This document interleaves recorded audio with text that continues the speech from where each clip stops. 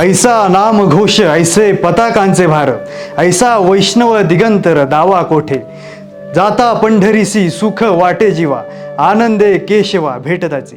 मंडळी, धर्मपंथ जातपात रंकराव कसलाही भेद न करता सर्वांना माणुसकीची शिकवण देणारा भक्तीचा सोहळा म्हणजेच वारी. आणि याच वारीचा सोहळा आम्ही तुमच्यासाठी घेऊन येत आहोत न्यूज अनकटच्या माध्यमातून.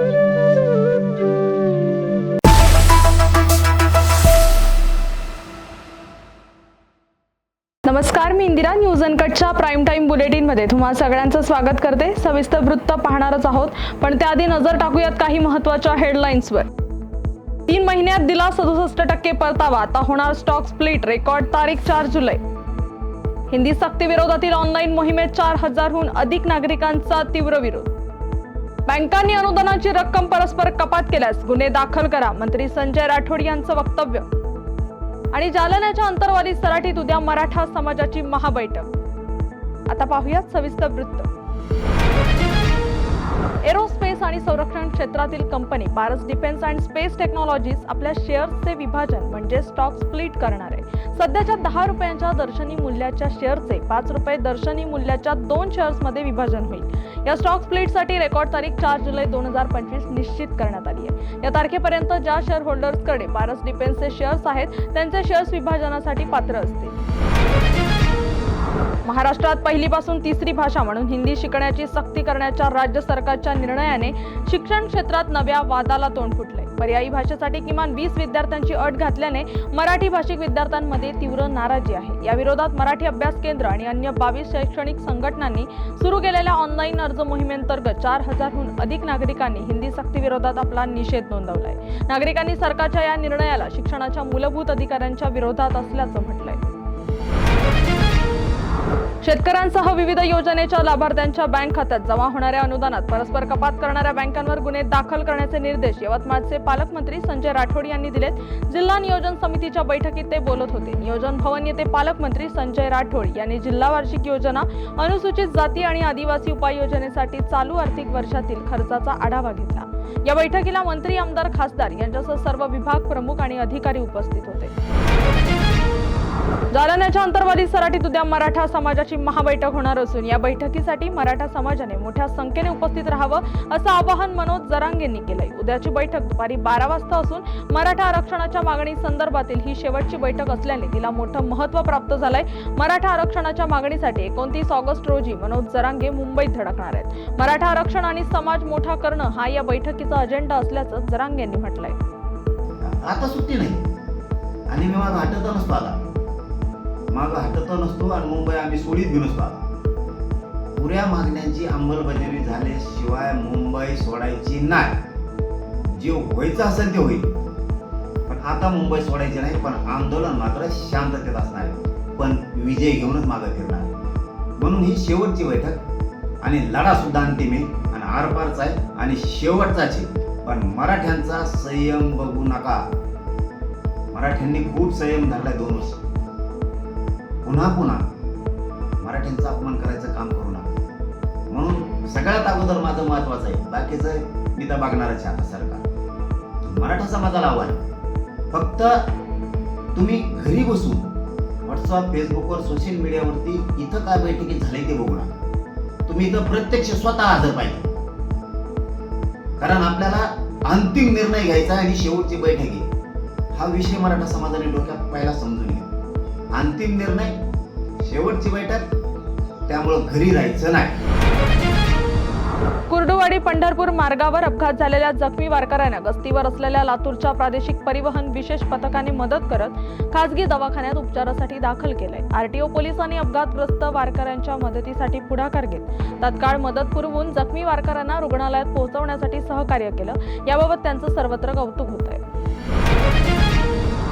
बातमीपत्रात वेळ झाली आहे छोट्याशा विश्रांतीची. लगेचच परत येऊ, तोपर्यंत पाहत राहा न्यूज अनकट.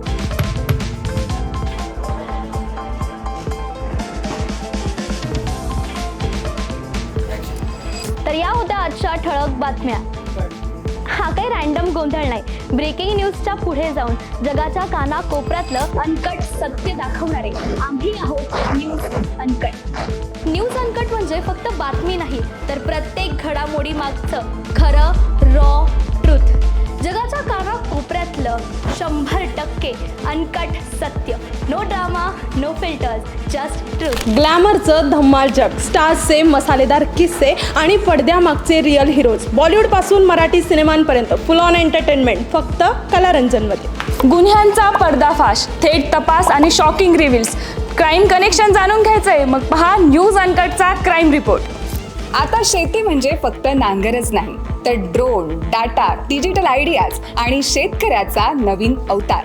पहा कृषी विश्व, प्रगतीची एक नवी दिशा. हेल्दी राहायचंय, फिट राहायचंय, मग जाणून घ्या फिटनेसच्या simple tips, healthy diet plans news अनकटच्या धन्वंतरीमध्ये. गल्लीपासून दिल्लीपर्यंत थेट सडेतोड आणि रोखठोक रिपोर्टिंग. राजकारणातील सगळे खेळ नो फिल्टर स्टाईलमध्ये. #राजकारण न्यूज अनकटवर. जगाकडे बघण्याचा नवा दृष्टिकोन. ही गोष्ट ऐकलीत का, जी तुम्हाला विचार करायला लावेल. पहा विषय काय. शेवटच्या क्षणाचा थरार, मैदानावरील धमाल, खेळाडूंचे किस्से आणि बरंच काही. क्रीडा विश्वमध्ये सर्व काही. प्रत्येक बातमी, प्रत्येक विषय, प्रत्येक घटना थेट तुमच्यापर्यंत. No filter, no biasness. बातमी जशी आहे तशीच दाखवणार. आणि आता एक बिग अपडेट.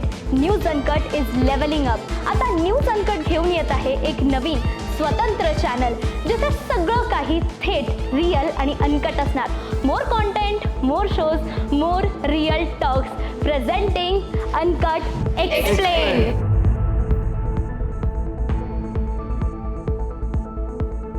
बातमीपत्रात पुन्हा एकदा स्वागत. आता पाहूयात उर्वरित काही महत्त्वाच्या घडामोडी. पिंपरी चिंचवड पोलिसांनी अवैध गुटखा विक्री विरोधात जोरदार मोहीम उघडली असून केलेल्या 2 वेगवेगळ्या कारवाईत तब्बल 1,12,000 रुपयांहून अधिक किमतीचा प्रतिबंधित गुटखा जप्त करत दोघांना अटक करण्यात आली आहे. महाळुंगेत किराणा दुकानावर तर हिंजवडीत एका फ्लॅटवर छापा टाकून गुटखा जप्त करण्यात आलाय. या धडक कारवाईमुळे गुटखा माफियांमध्ये खळबळ उडाली आहे.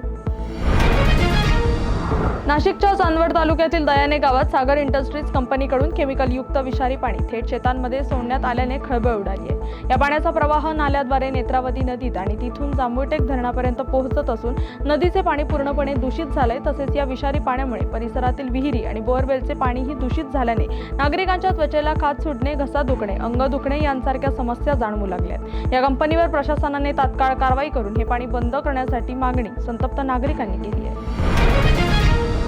पुण्याच्या लक्ष्मीनगर पर्वती येथील डॉक्टर बाबासाहेब आंबेडकर विद्यालयावर अन्याय होत असल्याची तक्रार स्थानिकांनी व्यक्त केली आहे. महापालिकेच्या शाळा क्रमांक 72 असलेल्या या विद्यालयाची 4.5 कोटी रुपये खर्च करून पुनर्बांधणी होऊन 9 वर्ष झाली. मात्र अद्याप शिक्षण मंडळाने शाळेचा ताबा घेतला नसल्याने या भागातील विद्यार्थी नव्या शाळेपासून वंचित राहिलेत. याबाबत जय भीम संघटनेने आंदोलन करत लवकरात लवकर शाळा सुरू करावी अशी मागणी केली आहे.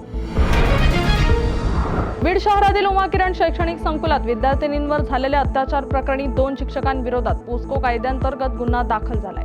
मात्र आरोपी अद्याप फरार आहे. या पार्श्वभूमीवर शिवसेना शिंदे गटाचे जिल्हा प्रमुख स्वप्नील गलधर यांनी तीव्र संताप व्यक्त करत आरोपी पोलिसांच्या हाती लागल्यावर त्यांची गाढवावरून बसवून धिंड काढण्याचा इशारा दिलाय. म्हणजे पालकांनी तुमच्या खरं शिकण्यासाठी विद्यार्थिनी द्यायच्या, पाल्य द्यायची आणि तुम्ही त्यांच्याशी अत्याचार करायचा. काय चाललंय? मी तर म्हणतो सर्वांनी हा खटाव करून जेव्हा गटन ना आमच्या शिवसैनिकांनी त्याच्या तोंडाला काळ फसून ही दिंड काढायची. ही दिंड असं छत्रपती शिवाजी महाराजांच्या पुतळ्यापासून जी पूर्ण बीड शहरामध्ये त्याला गाडावर बसून मिरवायचं. त्याला हरामखोर काय चाललंय? बातमीपत्रात वेळ झाली आहे छोट्याशा विश्रांतीची. लगेचच परत येऊ. तोपर्यंत पाहत राहा न्यूज अनकट. ताल वाजे, मृदुंग वाजे, वाजे हरीचा वीणा, माऊली निघाले पंढरपुर, मुखाने विठ्ठल विठ्ठल बोला. विठुरायाचं नाव घेतलं की डोळ्यासमोर उभं राहतं थेट पंढरपूर आणि फक्त माऊली माऊलीचा नाद कानात घुमू लागतो. यंदाच्या वारीचा सुंदर विलाप आम्ही घेऊन येणार आहोत न्यूज अनकटच्या माध्यमातून.